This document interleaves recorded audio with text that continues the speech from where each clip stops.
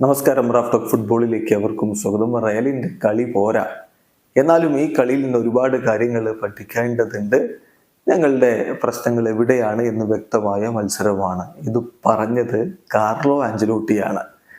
അപ്പോൾ കളിക്ക് ശേഷം ആഞ്ചലോട്ടി തന്നെ പറയുന്നു സംതൃപ്തനല്ല ഈ പ്രകടനത്തിൽ നിന്ന്. പുതിയ സീസണിലെ ലാലിഗയിലെ ആദ്യ മത്സരത്തിൽ റയൽ മാഡ്രിഡ് മയോർക്കയോട് എവേ മത്സരത്തിൽ 1-1 സമനിലയിൽ പിരിഞ്ഞിരിക്കുന്നു.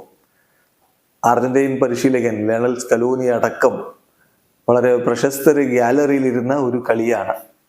കിലിയൻ എംബാപ്പയുടെ ലാലിഗയിലെ അരങ്ങേറ്റമാണ്. അങ്ങനെയൊക്കെ പ്രാധാന്യമുണ്ടായിരുന്ന ഒരു കളി. പക്ഷേ റയൽ മാഡ്രിഡിന് വിജയം കുറിക്കാനായില്ല. 1-1 സമനിലയാണ്.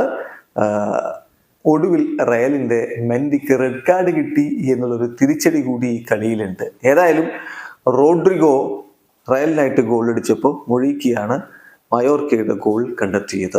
മത്സരത്തിൽ റയലിന്റെ മുന്നേറ്റങ്ങൾ നയിച്ചുകൊണ്ട് കിലിയൻ എംബാപ്പെ കളിക്കളത്തിലേക്ക് ഇറങ്ങി. എംബാപ്പയോടൊപ്പം വിനിയും റോഡ്രിഗോയും ഉണ്ടായിരുന്നു. മറുഭാഗത്ത് മൊഴീക്കിയെ മുന്നിൽ നിർത്തിക്കൊണ്ടാണ് മയോർക്ക കളിക്കാൻ ഇറങ്ങിയത്. കളിയുടെ 13ാമത്തെ മിനിറ്റിലാണ് വിനിയുടെ അസിസ്റ്റിൽ നിന്ന് റോഡ്രിഗോയുടെ ഗോൾ പിറക്കുന്നത്.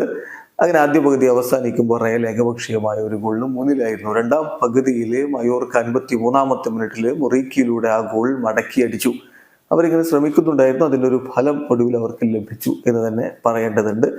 ഏതായാലും മത്സരം 1-1 സമനിലയിൽ. പിന്നീട് ഗോൾ അടിക്കാനുള്ള ശ്രമങ്ങൾ റയൽ നടത്തിയെങ്കിലും ഒന്നും ഫലവത്തായില്ല എന്ന് മാത്രമല്ല, കളിയുടെ അവസാനത്തിൽ മെൻഡിക്ക് റെഡ് കാർഡ് കിട്ടുക കൂടി ചെയ്തു. അങ്ങനെ അതും ഒരു തിരിച്ചടിയായി. അടുത്ത മത്സരത്തിൽ അദ്ദേഹം ഇല്ല. ഏതായാലും പുതിയ സീസണിലെ ആദ്യ മത്സരം സമനിലയിലാണ് കുരുങ്ങിയിരിക്കുന്ന റയൽ മാഡ്രിഡ്. ആഞ്ചലോട്ടിയുടെ കീഴിൽ ആദ്യമായിട്ടാണ് ലാലിഗയിൽ ഒരു ഓപ്പണിംഗ് മത്സരം വിജയിക്കാനാവാതെ റയൽ മാഡ്രിഡ് കളം വിടുന്നത് എന്ന പ്രത്യേകത കൂടിയുണ്ട്. വീഡിയോ അവസാനിക്കുന്നു. ഫുട്ബോൾ ലോകത്തെ കൂടുതൽ വിശേഷങ്ങളുമായി റാഫ്റ്റോക്സ് എത്താം.